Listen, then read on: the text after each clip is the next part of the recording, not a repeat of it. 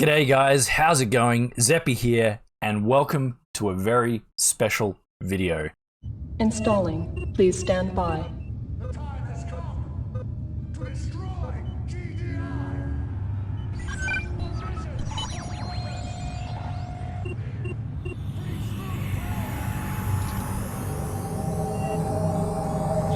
GDI has made zero naval secure territory. Destroy Bacon Center.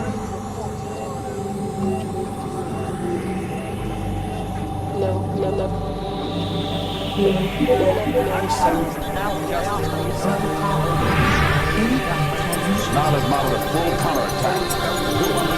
Establishing battlefield control. Stand by. Primary objective achieved. Welcome back, Commander. I have the privilege today of interviewing Mike, aka VipeNess.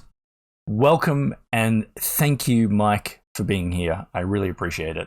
Hey everyone, how you guys doing? My name is Mike. Very nice to meet you. Thank you very much, Zeppy, for having me. No problem. Thank you. Wow, that intro was amazing. This year is the 22nd anniversary of Tiberian Sun. Wow, 22 years. How's it been since that day? Oh man, you're just letting me know I've gotten a lot older. Me too. Yeah, you know, what's funny is that time progressed, obviously, the 22 years, and, you know, it still feels like it was yesterday when we were making the game, so it was just a lot of fun. Yeah, that's awesome. So, back in Westwood Studios, what was your background there? So I could probably spin off to the beginning where when I was in high school, you know, I've gotten familiar with the Command Conquer series as most people have through their childhood. And I found out that Westwood Studios was right down the street from where I lived. And so I went there immediately at the ripe age of, I think it was 15 and a half, 16. And I asked for a job and they said no. Just because I was so young and I was still in high school. So I pursued almost every other month of going back into Westwood and asking for an application and trying to fill it out. Fast forward all the way to graduation, and there was immediately, the day I graduated, the next day I worked at Westwood Studios. Wow, that is amazing. So but to answer the question, the background, you know, once I got into Westwood, one of my primary goals was for quality assurance of testing out any games that came from EA or for Westwood. But I also was a runner for the company, which means that I get to have the opportunity to meet a lot of people, mostly like for serial keys, of creating the serial keys to the president of the company. I mean, there's just a slew of people that were involved with the entire process of building the actual game, from any type of design work that you probably have a few photos that I sent over, showing some of the box art, to talking to people that came from Germany related to building the serial keys for the game to distribute to the different countries. I've always been fascinated how the serial keys work because, yeah, I remember way back then, the serial keys weren't that complex because they didn't really need to be. But then as the years have gone on, they've become more complex and, you know, different alphanumeric characters and things like that. So yeah, wow, that's really interesting. Yeah, absolutely. And just to kind of touch on what you said about the serial keys, and, you know, the guy came out and was there for probably about a week. Just, you know, living at Westwood, getting all the serial keys. And he's one of the main guys that did all the serial keys for all the games. So it was kind of neat to kind of get a little bit of history of the man who created the serial key and how he was working with companies to implement that into their software. So what was it like being a part of the Tiberian Sun project? Wow, that's a big question. I'll tell you what, at first, coming from my background of being a super fan to actually working at Westwood Studios, I could tell you definitely dreams do come true. For anyone that's watching, follow your dreams because you can really achieve anything. And and put everything on the line to get to that dream. You know, you have to really sit back and think that everything that you're doing that's on the project is not only for yourself, but it's also for all the millions of people that play the franchise and look up to the franchise. So you have this extra weight on your shoulder that's just sagging you down. And then you got your other shoulder that sags you down. You're like, oh, I want this to be amazing for myself too. I mean, in the QA department, we were crushing out thousands and thousands of bugs, doing the exact same things over and over and over repeatedly, and then having a developer walk back to tell you and want you to specifically show them how to replicate that in programming. And I just so happened to take computer science classes in high school, so I was able to, talk in their language as well. Everyone's passion for the project was amazing, so it felt really great to be part of that entire, team that was working on getting this out the door. And there was just so many things on the line because, it was a sequel to the first Command and Conquer. I've been on projects where people are passionate and other projects where people are just sort of blasé, and it really does help when everybody really does enjoy what they're doing and that drive and the energy in the area. It's just amazing. Yeah. On Tiberian Sun, you were saying before that you were the quality assurance and the runner. Is that what you did on Tiberian Sun specifically? Yeah, so the runner is more of a generalistic position. You kind of have this world where you're kind of like a jack of all trades, where you get to see every bit and piece of the movement of a project happening in real time. And then for QA, one of my primary goals for QA was skirmish. So my job was to get into skirmish and break that thing. And let me tell you, I can definitely make those computers lag from back in the day, but not today. But, I would get pulled over sometimes to the single player campaign. They first had me working on the Nod campaign, and they told us, don't watch the cinematics. And I'm like, why? Just don't watch the cinematics. I'm like, are you going to be afraid I'm going to leak it or something? I mean, the internet, what is what it was today, but yeah, sure enough, I watched those cinematics and, Kane lives. Kane lives!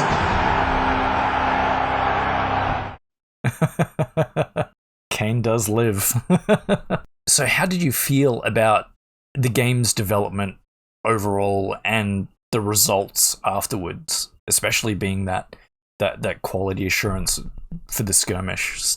So when I came into the project, I would say it felt like the game was about 70% completed. There definitely was a lot to still work on. It seemed like that the game had just come back to quality assurance. It may have been there for maybe a few weeks prior to me starting. But there was definitely a lot that all of us back there were, really crunching to get it going. And, there's this certain terminology that when you're in a QA department, that you have your regular time and then you have your crunch times. And crunch times is like you're going to be spending a lot of time at what you're testing. We would sometimes work as much as we could and sometimes sleep there to just kind of get through that process to testing that. It wasn't something that Westwood's like, you have to sleep. Yeah. It was something that we wanted to do because, at the end of the day, it's about a quality product and pushing it out to the millions of fans, including yourself. And everybody had the passion to make sure that happened. And when we found out the game went gold, it was beautiful. All that effort, that hard work paying off must be incredible. How do you feel about the Command and Conquer community overall as it is today compared to what it was back then and how it's developed over time? That's really a great question, because when in my time and era, 22 years ago, we didn't have the same internet as we do today. And you didn't really get to see the global impact of people enjoying a game or sharing that they didn't like the game. All you assumed was that you put something out, that you put your heart and soul into it, and that you were hoping that people would enjoy it as well as that you did. I mean, I think I had somewhere close to maybe 7,000 hours of the game, and I still wanted to play it when we launched it and went gold. And I even told myself, I said, the first day that online goes up, I'm going to go in there and make sure to really give people some hard time in multiplayer. But I ended up not doing that. But it's the community now is actually very impressed myself, because I've seen now that people relate to it. It's a childhood memory. It's like, you're watching Goonies when you're a kid and you finally get to meet the cast, or Steven Spielberg. It's quite amazing to see how much Westwood really took a lot of, ideas and pioneered them and made them to what they were, and so cherished by the fans and the community. In my own, seeing of it, is that everyone's been extremely friendly. And sometimes I jump around on all the Command and Conquer Discords and sometimes forums, and I just kind of hide and I talk to people and I try to help them out. They don't know it's me. But when I saw that you guys were having this event, I was wanting to kind of share some photos to help along, and here we are today. Yeah, fantastic. Yeah, and thank you again for being here and sharing those photos. It's amazing having you and others a part of that community. It's great to get that feedback, especially from people that were there, even if they don't know that it is you that was there, like you were saying. But yeah. It's a really great community. I agree. It's so many amazing people out there, and I feel honored that I'm just a part of it myself. And again, in my own opinion, I think it's absolutely amazing that people are still playing the game to this date, and that they've expanded upon it, either being for modifications to their own fan creations, to the artwork. I mean, there are just so many different aspects. So, I mean, people have spent years and years of trying to show their vision for it as well. And that's just quite amazing, absolutely amazing. And it's just blows my mind. Yeah. So you were saying before how you enjoyed the what the community has become, especially with the modding and things like that. How do you feel about the mods that have come out after Tiberian Sun? Wow. First off, being at that young ripe of age of 22 years ago, I would have never expected that Command and Conquer would be a series or a franchise that people would have modified to make it their own. And just to touch outside the realm of Tiberian Sun, you've got Renegade, Red Alert 2. I mean, all of them have some sort of modification or a fan base behind it that is making changes.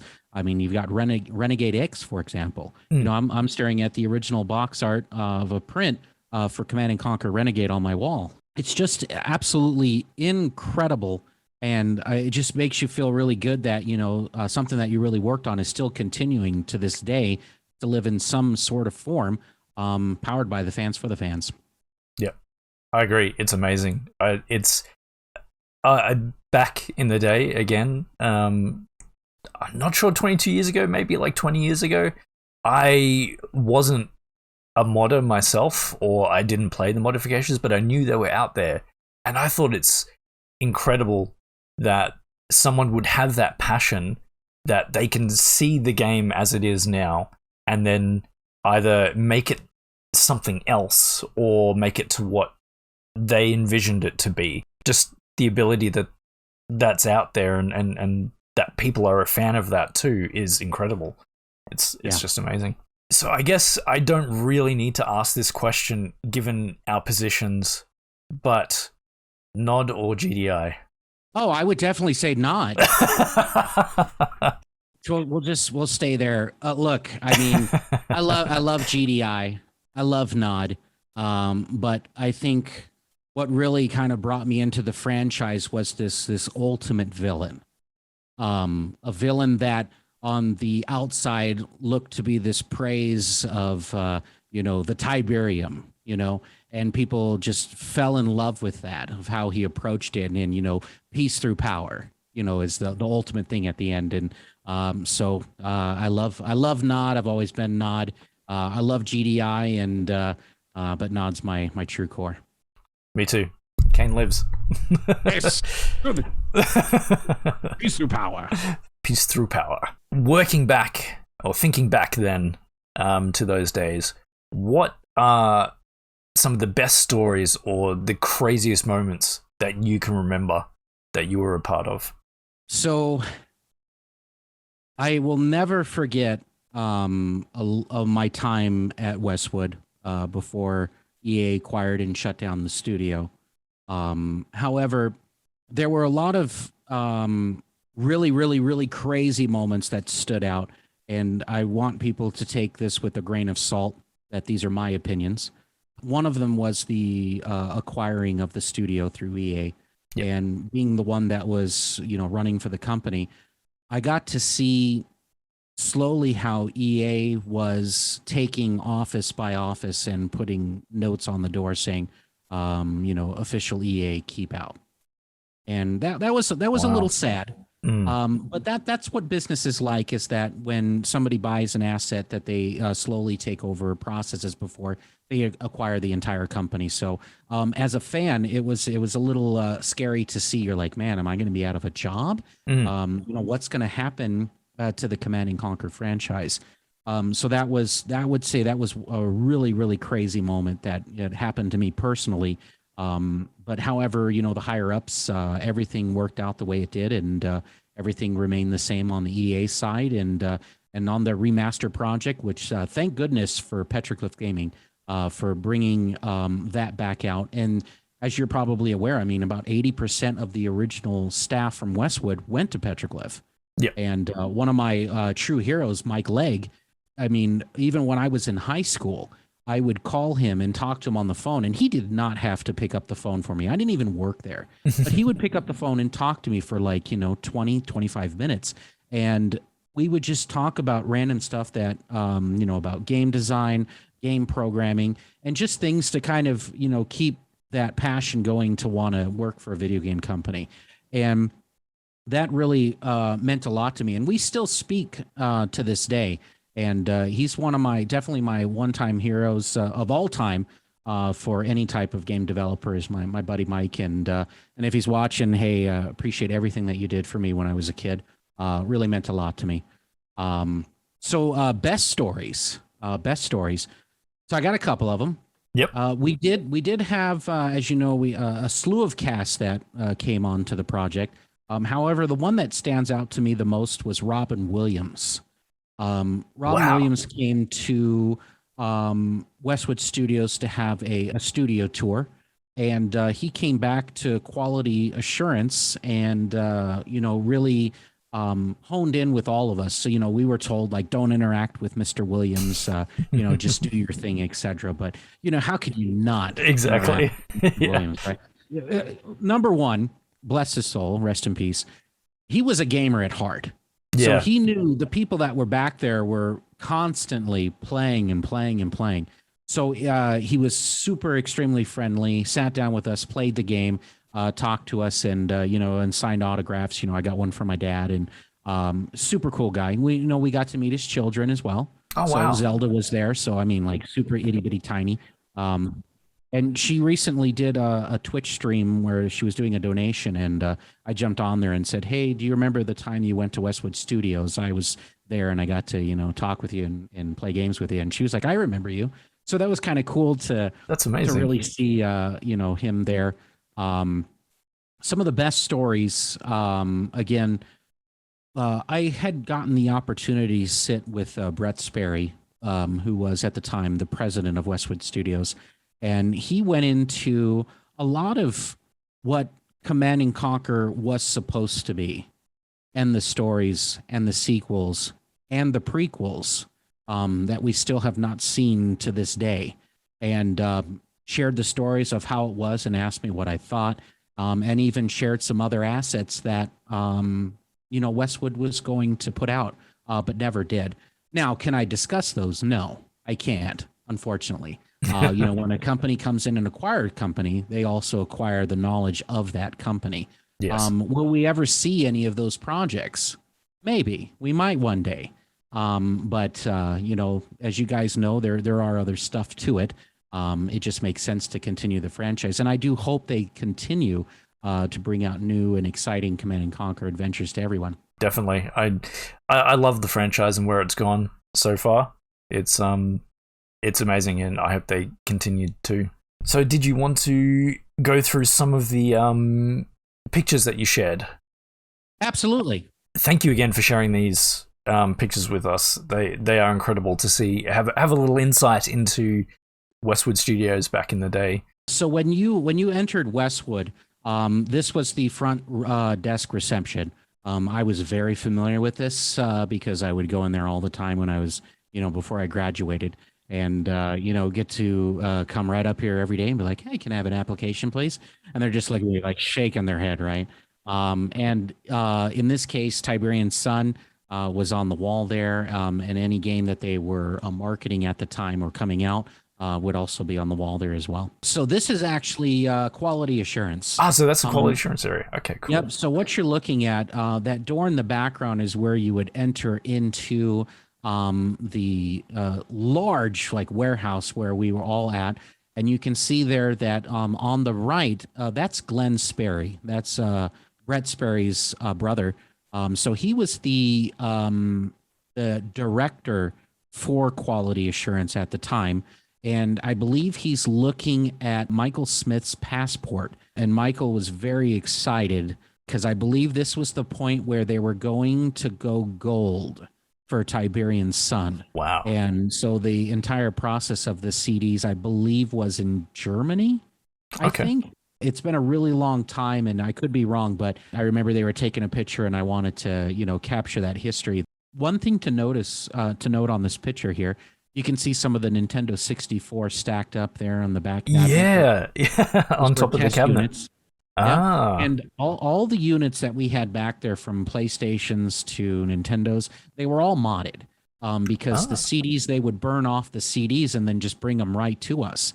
So, a regular CD, copying it wouldn't work. So they had to have these, modded systems or developer kits for us to be able to, test them out. This was Bo. He was, I believe, hardware IT. So imagine for a second we were looking at the second picture. And if you turn left, you would see this row right here, which is the continuation of that whiteboard. Okay. And Bo is there. He's like, yeah, I'm checking the system out. It's all good. Everything's great. Now, what's interesting about this picture is you can see that the systems not only say, like the one in the background says System 19, System 20, I believe that is. Yeah. All of these systems had different specs, different hardware. So we tried to have all these different scenarios for systems to be able to test on every platform. How well did it run on this platform? How did it run on this computer? Did it work with this sound card? Did it work with these speakers? We had a whole slew of stuff, and those computers there, man, those are the best computers in the world, right? I mean, wow, yeah. Even to today, it just gives you kind of an idea of, we just set everything up in there, and we went away and did our thing. This was considered the best machine to play on. Ooh. This was, as you can see, still had this sticker on it where it was like a brand new computer. It was the fastest one there. It could take anything we threw at it. I'm very familiar with this parking lot because always waiting to get in there. No, anyways. So if I remember correctly, this is Randy Greenback, and he was packed to go with Michael Smith when Tiberian Sun went gold. And this was like, I didn't take this picture just because I was being a creeper. Like, hey, let me get your picture. I wanted to capture the moment that when the game actually went gold. And I believe this is the point where he's walking out with all the information that they need to go gold. So just imagine just being there to kind of bring these guys to the airport to make that happen. There's my good buddy, Chad. Yep. So if you look really close, the monitor, he's actually playing Dune. This was in the back, far left of the building. If you walk through the door, all the way on the back side there. So, you can see the Blade Runner and Dune 2000 posters. Yep. So doing some testing. But you can also see as well just the kind of the variety of different stations that we had. We even had mega towers that would go way up into the sky, and then small little machines that we would test the game out on and stuff like that. Yeah, that looks like a ginormous machine there that he's using compared to the others. And I think that one was one of the slower machines too.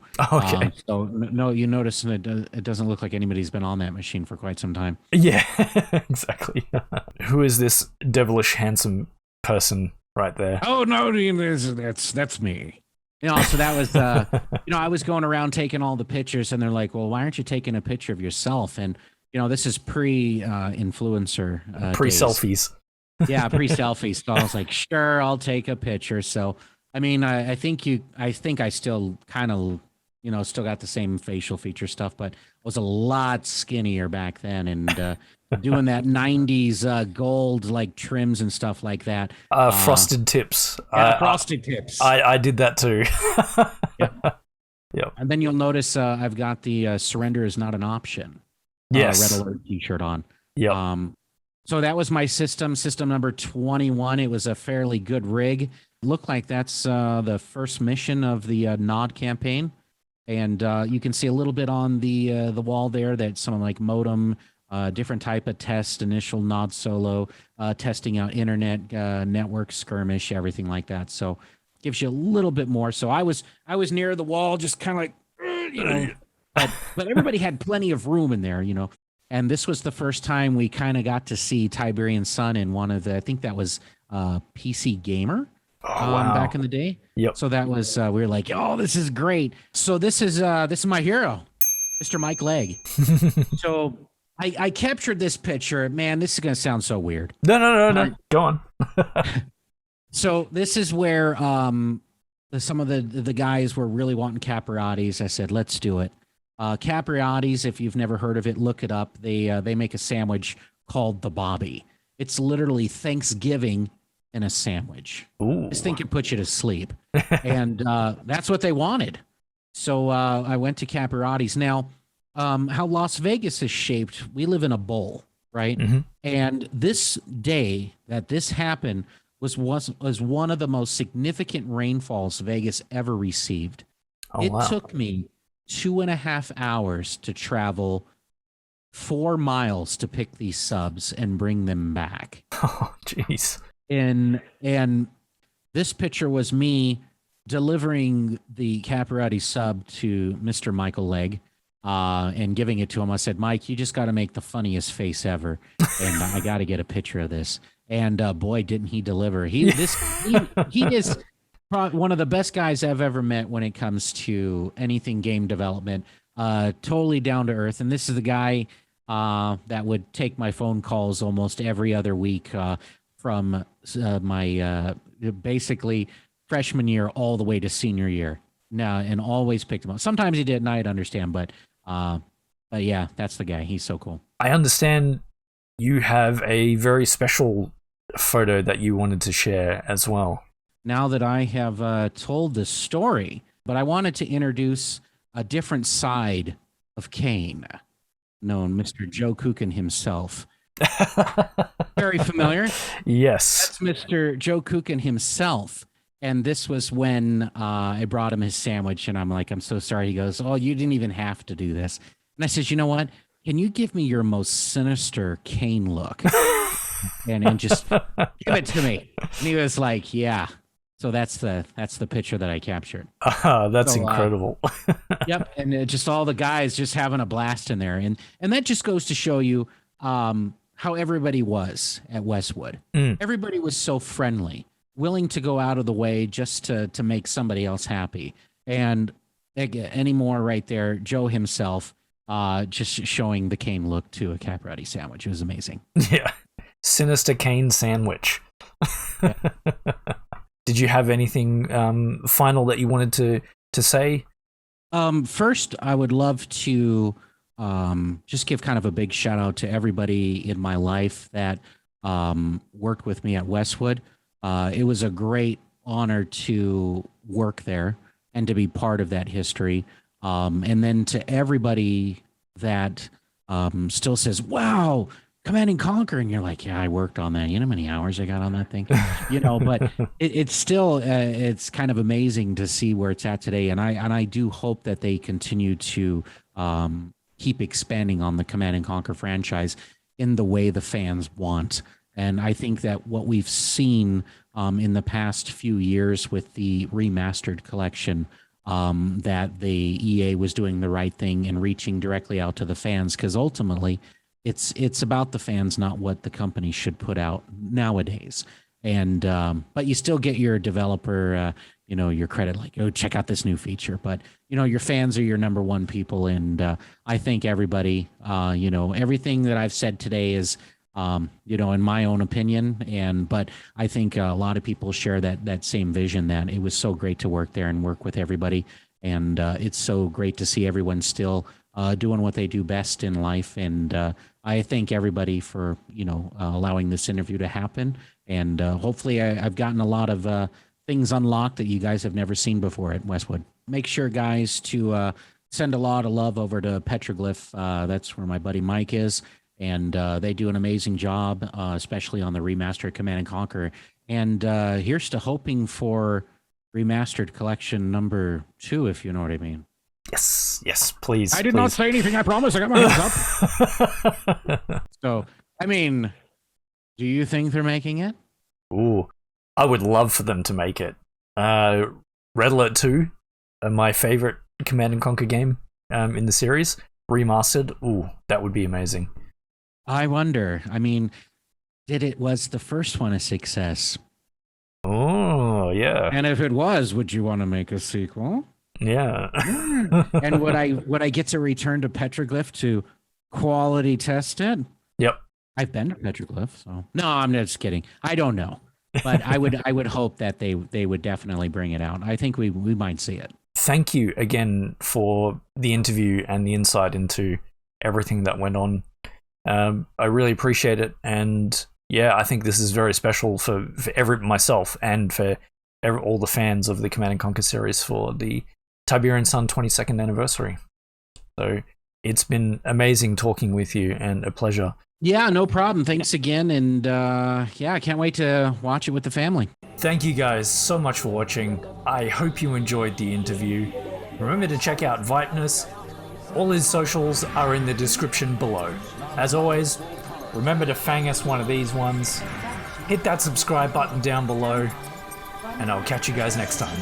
Thanks. Bye.